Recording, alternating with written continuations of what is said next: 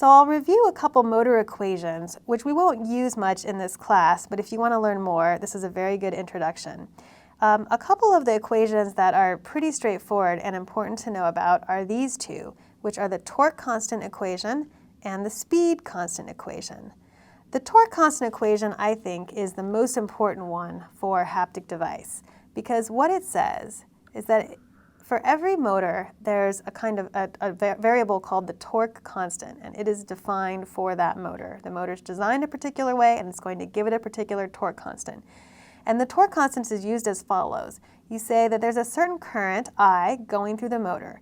If you multiply that by the torque constant, then you can compute how much torque the motor will actually output. And this is really important because you want to know how much torque you can output. And so your amplifier or your Hapkit board is going to generate a certain amount of current. And so this torque constant is used to figure out what that torque will be. The speed constant can also be useful. That's K sub V. What it says is that the back EMF voltage of a motor, that is the voltage drop that occurs across a motor when a current goes through it. This is not unlike the voltage drop across a diode, I guess.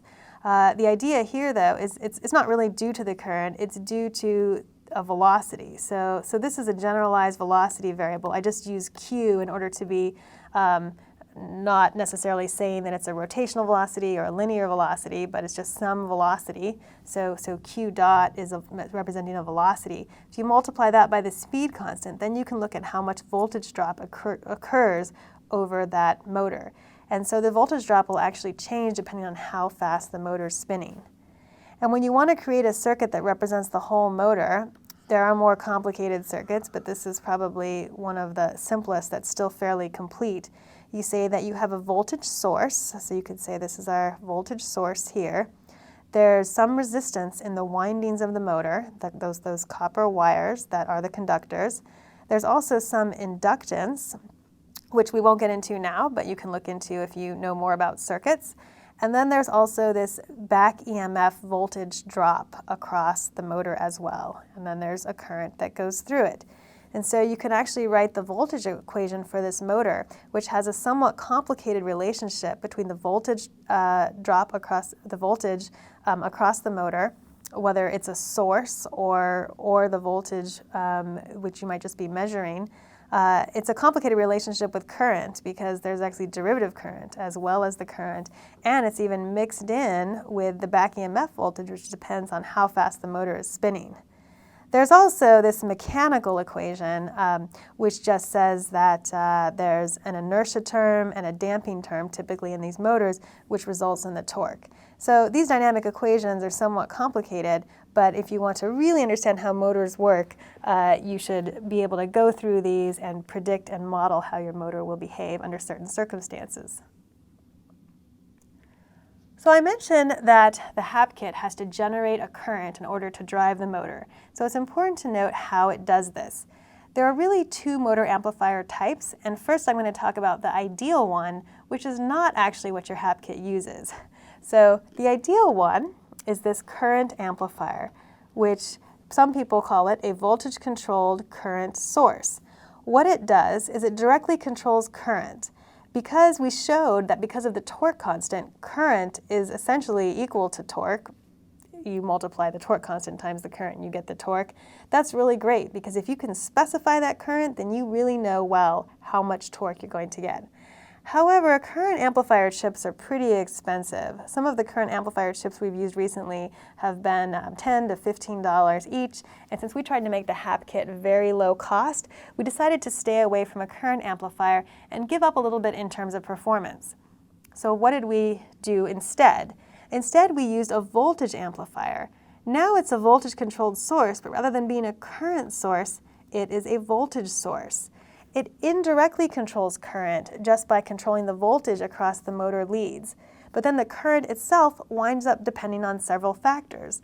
In the last slide, we talked about how depending on how fast the motor rotates, you might have different amounts of voltage drop across the motor. It's also possible that the resistance of the windings in the motor are going to change as they heat up. And so because you're controlling voltage, you can't know exactly what the current will be because the current winds up depending on these other factors. However, those factors are not a huge deal for an inexpensive haptic device like the Hapkit, and it's much less expensive. So the chip on your board, which is this one right here, this is the amplifier chip right here, is on the order of a couple dollars rather than $10 or $15. I will note that if you are using an Arduino, you can get motor shields. This is called the Ardumoto shield, which is stuck on top of a standard Arduino, which has the same functionality as your Hapkit board. So if you wind up doing this with the Arduino, you can use something like the Ardumoto shield on top of an Arduino. But the Ardumoto shield costs on the order of $20, which is cheap, much more expensive than the Hapkit board. Again, which is why we integrated everything together into a single board. Finally, I'll mention that to run a motor from a digital line, we like to use pulse width modulation. Although you could use an analog output, it's often easier to use pulse width modulation because digital signals are typically more plentiful on boards like Hapkit or Arduino. So what happens with pulse width modulation is that, as shown in this diagram, you have a series of pulses that all have the same width. So you can see that from here to here, all of these different levels, low, medium, and high, I'll label those, low, medium, and high, they all have the same total distance, that is period, of the signal, but then the width of the pulse can be small, large, or almost the entire period, depending on what level of signal you're trying to give. And so what this type of pulse width modulation does is it does this at a very, very high frequency such that the average signal pretty much appears constant from the point of view of the amplifier and the motor. So for example, at this 10% duty cycle, that is the proportion of the on time to the total period, which is a very low pulse width modulation, the average might look something like this. But when we have a 50% duty cycle, then the average voltage is here, whereas at 90%, the average voltage is here. And I should mention that when it's high, it's at 5 volts, and when it's low, it's at 0 volts. So the idea being that if you're only at 5 volts 10% of the time, then your average voltage is going to be 10% of 5 volts.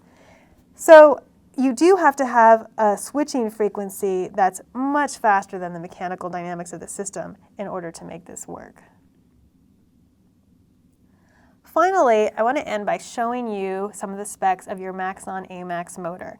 I'm not going to go through every single spec that's in these next few slides, but I want to point out a couple things. One thing I want to point out is that the price is very expensive, and you've probably heard us advertise that the Hapkit costs around $50. So how did this happen?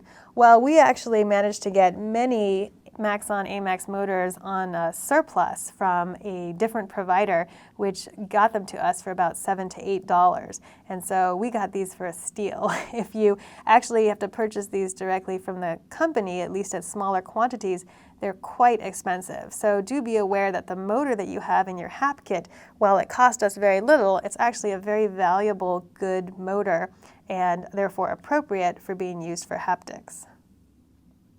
This slide just shows some of the mechanical sizing of the motor, and this information is useful for you if you ever wanted to design a new haptic device that could use the same motor. You need to know where, for example, the screw terminals are and what size screws that they use. And you could talk to an engineer or one of the teaching staff of this class if you want to try to understand these diagrams better. Finally, here are the specifications for this motor. And I'm just going to point out a few of the most important ones that we used in designing the circuits for the Hapkit board. One is that the nominal voltage that should be across the leads of the motor should be 12 volts, and it can change depending on how much torque you want out of the motor, but the max that you should really put in there is 12 volts. Also, the very important thing I mentioned earlier was the stall torque, and in this case it's 80.2 millinewton meters.